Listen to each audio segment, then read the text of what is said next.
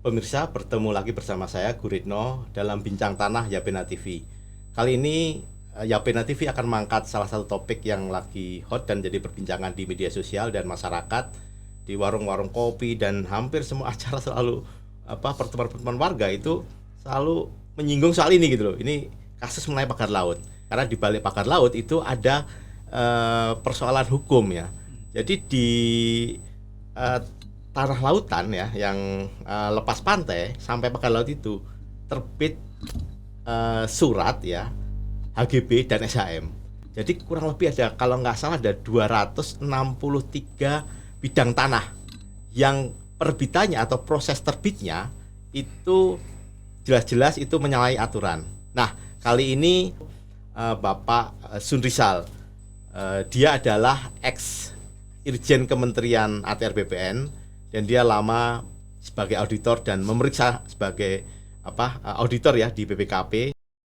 Terima kasih udah bersedia hadir di studio Yapena TV. Ini kan menarik, masyarakat bertanya soal terbitnya sertifikat itu seperti apa sih, kok laut kok bisa ada itu? Apakah itu memang secara prosedural itu ada begitu, atau apakah itu memang menyalahi hukum begitu? Ya, baik. Terima kasih Pak Guritno. Jadi untuk melihat apakah penerbitan sertifikat HGB dan hak milik di lokasi pagar laut itu benar atau salah, tentu kita melihat tahapan-tahapan dalam penerbitan prosedur. Nah, sebelum ke tahapan, saya ingin menyampaikan bahwa apakah di lokasi itu layak diterbitkan sertifikat atau tidak. Nah, kalau kita melihat Peraturan Menteri Agraria Nomor 17 Tahun 2016 bahwa yang boleh diterbitkan sertifikat itu adalah untuk dalam rangka bangunan, keamanan, pertahanan, tower penjaga laut, kemudian dermaga, kemudian juga untuk masyarakat adat yang mendiami tempat tersebut, yang sudah memang hidupnya di situ secara komunitas, sehingga dia boleh diterbitkan untuk memperoleh sertifikat. Seperti misalnya masyarakat suku Baju itu ya, Pak, ya, yang ada di lepas pantai gitu ya. Ya, memang dia komunitasnya di situ, di situ. Nah, itu termasuk yang diperbolehkan di dalam Permen 17 tahun 2016. Nah, untuk yang sekarang, apakah dia memenuhi syarat seperti itu? Seperti kita tahu bahwa tahapan-tahapan pensertifikatan mulai dari data-data persyaratan yang harus dikumpulkan oleh pemohon, mulai dari identitas, kemudian surat keterangan kepemilikan, apakah itu GIRI ataukah ABJB ataukah PPJB ataukah keterangan tidak sengketa. Nah, itu yang memproduksi bukan ATR BPN. Nah, ATR BPN apabila persyaratan itu lengkap, dia akan dimasukkan di loket, diproses. Tahapan berikutnya adalah pengukuran. Nah, pengukuran dalam hal ini kebetulan dilakukan oleh pihak KJSKB, pihak ketiga. Nah, seharusnya di dalam pengukuran itu sudah kelihatan kalau yang bersangkutan hadir ke lapangan, fisiknya kelihatan apakah itu air atau bukan. Ya, kalau dia air, tidak memenuhi syarat yang tadi yang disebutkan undang-undang Permen 17. Kalau air kan harusnya tidak dilanjutkan. Nah, ini kan prosesnya terus. Kemudian setelah menjadi peta bidang harusnya ada panitia A. Nah, panitia ini juga terdiri dari lurah, juga ada atau kepala desa, dan dari BPN atau dinas yang terkait. Nah, ini kalau panitia A bekerja dengan benar, seharusnya dengan wilayah yang seperti itu tidak dilanjutkan juga penerbitan sertifikat. Nah, sekarang ada bolehkah sebenarnya di daerah perairan itu diterbitkan sertifikat? Sebenarnya kalau ada tahapan melalui tahapan reklamasi yang ketentuannya diatur di Kementerian Kelautan Perikanan, juga pemerintah provinsi setempat, dia bisa direklamasi terlebih dahulu. Kemudian hasil reklamasi diterbitkan hak pengelolaan atas nama pemerintah setempat, baru si pemohon ini memohon HGB di atas HPL. Itu boleh. Nah ini kan ternyata tidak. Nah oleh karena itu apa yang dilakukan oleh Menteri ATR bahwa membatalkan sertifikat-sertifikat yang berada di luar garis pantai, ya karena kondisinya sekarang air harusnya memang tidak boleh terbit. Itu berarti ketika penerbitan itu berarti kan ada kewenangan dari Kantah ya, atau kepala pertanahan kalau tingkat kabupaten ya, atau kota. Nah itu seperti apa kok waktu itu bisa sedemikian rupa ya, meskipun itu masuk ke strategi nasional dan sebagainya, tapi bisa teledor begitu Pak, dengan prosesnya yang tiba-tiba tadi Bapak mengatakan diduga apakah tidak melakukan inspeksi secara fisik sehingga itu kan daratan, bukan daratan, laut kok tiba-tiba muncul itu, sedangkan kalau prosesnya itu memang itu tanah reklamasi ya, seperti yang wilayah D ya Pak ya, itu Pulau D itu bisa aja kan gitu. Ini seperti apa Pak soal kewenangannya Kantah ini gitu? Ya, jadi sebenarnya secara undang-undang keluar sertifikat itu kewenangan menteri. Namun dalam pelaksanaan ada pendelegasian luasan. Jadi ada yang didelegasikan ke kantor pertanahan, ada yang didelegasikan ke Kanwil, ada yang harus di pusat. Nah kebetulan ini karena banyaknya bidang, nah luasannya menjadi tanggung jawab kewenangan dari kantor pertanahan Kabupaten Tangerang. Jadi dengan luasan yang ada itu sepenuhnya tanggung jawab dari kantor pertanahan. Meskipun itu 263 bidang tanah ya? Luasannya jumlahnya iya. Tapi melihat luasan per bidangnya itu masih kewenangan. Nah, mungkin itu juga ya keahlian daripada orang-orang itu dibagi-bagi supaya luasnya tidak melampaui batas ketentuan kewenangan dari Kantah. Nah, kan ini tapi sebenarnya semua individu yang terlibat di dalam pengukuran dan pensertifikatan harusnya tahu persyaratannya itu. Nah, ini mereka melakukan itu, ini dalam tanda kutip, apakah memang kesediaan diri sendiri dengan sadar melaksanakan yang tidak sesuai prosedur, atau dalam tanda petik yang dalam lagi penyelidikan apakah ada pihak-pihak di atasnya. Nah, ini kita bukan kewenangan kita untuk yang mengetahui prosesnya itu ya Pak ya. Pak, terkait kewenangan Kantah ya Pak, itu memang ada batasan, soal tadi Pak menyebutkan mengenai luas. Kemudian itu mungkin menyangkut tanah pribadi atau komunal dan sebagainya. Memang ada batasan-batasan Pak? Sepanjang luasannya itu sesuai dengan kewenangan Kantah, harusnya cukup di Kantah yang menyelesaikan itu. Ya kalau misalnya kewenangan di bawah 5.000 meter ya harusnya Kantah. Misalnya kewenangan tanah pertanian gitu ya, tidak kurang dari 15 hektar ya, itu ya Kantah. Dia lihat kewenangan keluasan. Nah, jadi kewenangan keluasan kalau memang itu kewenangan Kantah ya cukup di Kantah, baik menerbitkan maupun nanti. Nah, untuk pembatalan, kalau dia pembatalan, kalau yang menerbitkan sertifikatnya itu Kantah, maka yang membatalkan dari pihak Kanwil. Kalau yang menerbitkan sertifikat itu adalah Kanwil, maka yang harus membatalkan dari pihak kementerian. Nah, dalam hal kasus Kabupaten Tangerang ini, pagar laut ini, yang menerbitkan Kantah. Oleh karena itu yang membatalkan pihak Kanwil. Tidak perlu sampai ke menteri. Ini kalau udah terjadi semacam ini Pak, ini kan masyarakat butuh dalam tanda kutip ya, itu solusinya seperti apa sih harus yang dibangun supaya dikembalikan secara koridor hukumnya seperti apa? Apakah PSN itu akan dilanjutkan, dan kalau dilanjutkan itu sebenarnya koridor hukumnya seperti apa begitu? Bahwa memang betul-betul PSN itu untuk meningkatkan kemakmuran, kesejahteraan, dan betul-betul transparan ya, tidak ada yang ditutup-tutupi bahwa itu nanti peruntukannya untuk apa, kemudian outputnya nanti seperti apa. Pihak kejaksaan sedang menangani. Nah, apakah nanti pihak kejaksaan itu juga akan sampai masuk ke intervensi, misalnya menyidik pejabat-pejabat di Kantah setempat yang sehingga menyebabkan tindak yang disebut tadi tindak pidana begitu itu? Saya melihat dulu dari kacamata pengawasan internal ya. Itu alatnya Pak Menteri untuk melakukan investigasi terhadap suatu kejadian.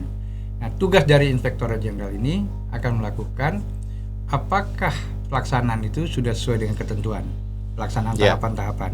Nah, kalau diketahui itu tidak sesuai ketentuan, melanggar prosedur, cacat prosedur, melanggar hukum, tentunya kewenangan dari kementerian, CQ dari Inspektorat Jenderal memberikan rekomendasi untuk yang pertama dicabut ya, yang tidak layak tadi karena memang masih kewenangan kewenangan menteri, masih di bawah 5 tahun. Kemudian untuk pegawai-pegawai yang terlibat itu ada 3 jenis hukuman atau sanksi gitu ya. Sanksi apakah ringan, apakah sanksi sedang, apakah sanksi berat. Nah, dalam kasus ini para ASN itu dikenakan sanksi berat. Nah, sanksi berat itu ada pencopotan jabatan sampai dengan pemberhentian dengan tidak hormat. Nah, itu nanti hasil daripada audit itu dilakukan rapat tim disiplin sehingga dijatuhkan hukuman yang permanen nanti apakah ringan, sedang, dan berat. Nah, di luar penjatuhan sanksi oleh ATR BPN, apabila ada tindak pidananya, nah misalnya adanya pemalsuan di dalam proses itu oleh siapa? Apakah oleh lurah, apakah oleh notaris, apakah oleh siapapun? Nah, itu adalah ranahnya penyidik kepolisian.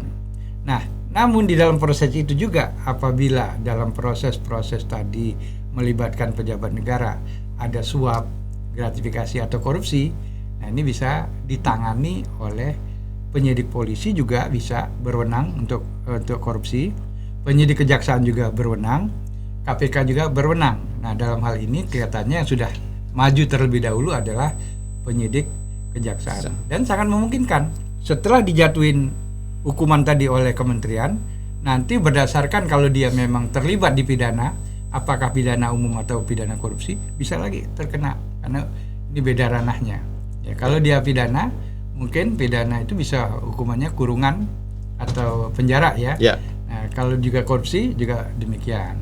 Jadi apa yang dilakukan sekarang ini ya tahapan kewenangan dari ATR BPN sampai menjatuhkan sanksi berdasarkan PP disiplin pegawai. Dalam konteks pengawasan supaya hal semacam ini tidak terjadi lagi begitu. Seperti apa? Jadi kalau di internal dulu ya saya cerita bahwa itu memang harus dilakukan peninjauan terhadap sistem pengendalian internal. Sistem pengendalian internal itu ya suatu prosedur, metode sehingga apabila ada penyimpangan segera diketahui. Atau juga menerapkan risk management terhadap suatu kegiatan. Itu dari yang bisa diperbaiki di internal ATR BPN. Nah, karena ini jangkauannya luas dari Sabang sampai Merauke, ya setiap tahun produksi hak itu minimal 5.000 sampai 7.000 sertifikat. Nah, tentu kan ini kalau tadi pengendalian internalnya berjalan lancar, berjalan baik, kalau ada penyimpangan cepat diketahui. Oleh karena itu diperlukan juga di dalam pengendalian internal ini dan di dalam risk management itu ada 3 layer, third layer, pertahanan lini ketiga, pertahanan lini kedua, pertahanan lini pertama. Nah, kalau ini tidak terjangkau oleh pertahanan lini ketiga, harusnya lini kedua. Kalau lini ketiga dan lini kedua tidak terjangkau, lini ketiga ini ya kantor pertanahan yang di paling depan yang menjalankan kegiatan itu. Nah, sebenarnya kalau tidak terjangkau itu lini kedua. Itu kalau lini kedua itu apakah tingkat kanwil begitu atau seperti apa, Pak? Ya, ini sebenarnya harus ada tingkat kanwil atau tingkat direksi yang khusus menangani permasalahan-permasalahan risk management, penegakan kepatuhan. Ya, jadi bisa di setingkat direktur, bisa setingkat di kanwil yang ditunjuk untuk menangani kepatuhan terhadap manajemen risiko tadi. Nah, kalau itu tidak juga, sebenarnya ada lini pertama ini AFIP atau BPK atau juga bisa ya masukan-masukan dari masyarakat. Biasanya masyarakat ini ke BPK atau ke AFIP untuk menjangkau itu. Nah, ini semua sebenarnya karena jangkauannya luas atau sebenarnya implementasinya belum Maksimal sempurna, begitu ya. makanya ya wacana-wacana misalnya ada pengadilan pertanahan. Itu sebenarnya kaitannya karena adanya akibat pekerjaan-pekerjaan yang dilakukan baik internal maupun mafia itu tidak selesai-selesai dan mahal, tidak efisien. Makanya ada wacana di dalam draft Permen undang-undang pertanahan untuk mendirikan peradilan pertanahan. Ya. Tapi itu undang-undangnya belum sempat terbit, dan juga mungkin hal ini kan perlu persetujuan dari Mahkamah Agung. Nah, ini persetujuan ini yang mungkin juga harus tarik ulur ya. Nah, kalau itu pun dilaksanakan, memang nanti apakah menjamin hakim-hakimnya juga akan lebih baik dari hakim-hakim itu. Nah, ini ya memang perlu tinjauan naskah akademik yang betul-betul kuat untuk mendirikan peradilan pertanahan. Nah, kemudian ada semacam mendirikan komisi agraria. Ya. Saya pikir kalau tugasnya hanya stempel, itu lebih baik nggak usah. Tapi kalau dia diberi kewenangan untuk memantau dan juga diberikan kewenangan yang bersifat final, misalnya kasus-kasus yang ditangani dan direkomendasi oleh komisi tadi bisa mengikat, nah itu bagus. Nah, oleh karena itu wacana-wacana itu ya coba memang perlu digali, diperkuat dengan naskah akademik yang bagus, sehingga betul-betul tugas dan kewenangannya itu bisa membantu Kementerian Agraria untuk check and balance juga. Ya. Ke Kementerian Agraria, check and balance kepada mulai dari tingkat pusat maupun sampai tingkat kantor pertanahan. Nanti pelajaran apa yang bisa dipetik untuk ATR BPN dan juga Kantah, dan juga terkait kasus-kasus yang memang penggunaan tanah-tanah masyarakat untuk kepentingan-kepentingan ya, untuk kepentingan balik lagi ke masyarakat dan untuk kepentingan negara gitu. Jadi dengan kasus ini dan sebenarnya banyak kasus lain juga, sebenarnya kita bisa melihat kelemahan-kelemahan dari peraturan-peraturan yang ada. Contoh sekarang ini ATR BPN itu dalam pendaftaran tanah menggunakan azas formal. Artinya apa azas formal? Bahwa persyaratan sepanjang itu dilengkapi, misalnya identitas, kemudian surat keterangan kepala desa atau giri dan lain-lain AJB, itu kan bisa jadi palsu, bisa jadi tidak benar.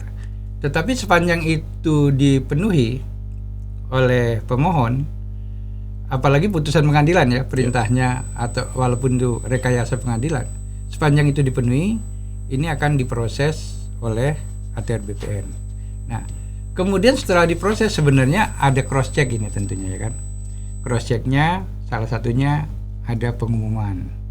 Nah, pengumuman itu kalau program sporadik itu sampai 60 hari. Nah, dilihat lagi pengumuman itu ada kelemahannya enggak? Kadang-kadang memang, nah ini harus diatur juga. Pengumuman itu harusnya diumumkan di media yang nasional, yang memang kredibel kan. Itu sebenarnya pengumuman itu sebagai cross check. Tapi nyatanya kan tidak. Nah, kemudian juga adanya panitia A. Nah, panitia A ini kan harusnya untuk meng-cross check tadi semua pekerjaan-pekerjaan yang persyaratan yang masuk. Nah, ini kan kelihatannya sudah cukup lah tanda tangan di atas meja tanpa ke lapangan lagi, sehingga kejadian. Nah, jadi dari urutan-urutan ini memang harus diidentifikasi kelemahan-kelemahan peraturan. Kemudian selama ini kan ATR BPN itu sistem pendaftaran tanahnya negatif bertendensi positif. Ya. Oleh karena ini perlu ditinjau. Apakah perlu memang harus sel-sel positif? Ya positif. Positif ya. Supaya ya ada kepastian pemilik tanah itu. Apabila nanti memang dia bisa dibuktikan memang tidak benar, ya dia tetap memperoleh tanah itu, tapi yang memenangkan itu dapat proses penggantian dari pemerintah, baik itu menggunakan dana asuransi yang di apa namanya yang dibentuk melalui sistem pendaftaran tanah ataupun anggaran lainnya. Yang selanjutnya selain itu memang celah-celah yang lain selain apa namanya peraturan, adanya yang belum tuntas ini, batas-batas area penggunaan lainnya. Kewenangan BPN itu di APL, area penggunaan lainnya. Kalau masuk ke hutan sudah Kementerian Kehutanan. Masuk ke pertambangan sudah pertambangan. Masuk ke laut Menteri Perikanan. Pulau kecil di perikanan. Oleh karena itu yang perlu ditinjau ini apa untuk apa namanya kewenangan ini harus dibentuk sistem single land administration. Single land administrasi ini apapun fungsinya tanah-tanah itu pendaftaran harus ada di ATR BPN. Itu namanya single land administration. Nah, oleh karena itu memang itu harus segera juga diwujudkan. Kemudian pendaftaran tanah. Walaupun kalau saya tidak harus sampai sertifikat ya. Paling tidak semua area penggunaan lainnya itu semuanya harus terpetakan. Jadi ini mengurangi ruang lingkup permainan-permainan seperti yang sekarang terjadi. Kalau sudah terpetakan semua, sudah jelas ini. Tapi kalau sampai sertifikat itu mungkin ada kelemahannya. Kelemahannya masyarakat yang mempunyai tanah mungkin tidak bisa melengkapi dokumen-dokumen yang harus disiapkan menjadi sertifikat, banyak hal-hal lain. Tetapi kalau untuk sampai dipetakan itu saya pikir harus wajib untuk mempersempit ruang lingkup tadi permainan-permainan yang bisa mengatakan bahwa ini tanah musnah, ini batas apa sepadan pantainya, pantai di luar pantai, itu kan celah-celah yang memang harus segera apa namanya ditutup ya celah-celah itu. Saya pikir itu memang tadi beberapa hal harus memang segera dilakukan karena batas-batas hutan juga batas-batas kewenangan ATR BPN sampai sekarang masih ada yang belum masih tarik menarik antara dengan kehutanan, dengan perikanan, kelautan perikanan. Seharusnya pulau-pulau kecil itu siapa sih kewenangannya? Seharusnya kalau menyangkut sertifikat harusnya ada di ATR BPN, bukan di Kementerian Kelautan. Nah, tapi ini hal-hal inilah yang perlu kita lihat supaya kalau terlalu banyak kewenangan ini diberikan, masyarakat juga nggak tahu nih ini harus kemana ini, ya. Nah, seperti sekarang siapa yang menetapkan batas sepadan pantai? Apakah ATR, ataukah BIK, ataukah siapa? Nah, kalau sudah diperjelas nanti kelemahan-kelemahan itu kan jelas, oh ini harus lapor ke sini. Nah, bagi pemerintah juga di dalam menetapkan suatu, apakah itu PSN ataukah itu apa namanya kegiatan-kegiatan untuk pembangunan, ya harusnya dimatangkan dulu, ada ruang publik lah untuk menilai apakah yang diajukan itu benar atau tidak. Nah, jangan sampai ini sudah jadi baru publik menilai, ini yang akhirnya timbul kegaduhan-kegaduhan. Demikian, kita nanti akan ketemu dengan topik-topik yang tidak kalah menarik. Sampai jumpa dengan Yapena TV.